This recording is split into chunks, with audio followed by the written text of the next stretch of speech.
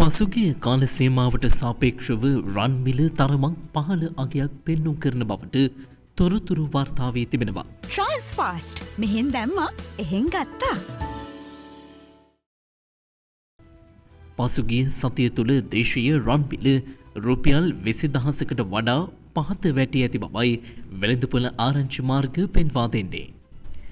රන් මිල ඉහළ යාමට ප්‍රධානතම හේතුව ලෙස විශ්ලේෂකයන් පෙන්වා දෙන්නේ අප්‍රේල් 2 වන දින එක්සත් ජනපදය සියලුම වෙළඳ හවුල්කරුවන්ට පැන වූ අන්‍යෝන්‍ය තීරුබදුයි. අප්‍රේල් මාස 22 වන දින වන විට දේශීය රන් මිල පැය 24ක් ඇතුළත රුපියල් 17,000කින් පමණ ඉහළ ගොස් තිබුණා.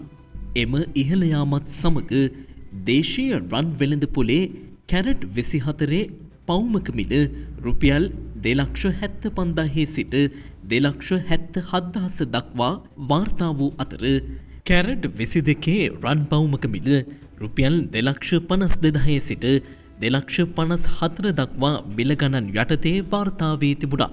කෙසේ වෙතත් පසුගිය සතිය තුළ තිබුණු රන් මිලට වඩා රුපියල් 20,000කට වඩා රන් මිල පහත වැටී ඇති බවයි වාර්තා වන්නේ.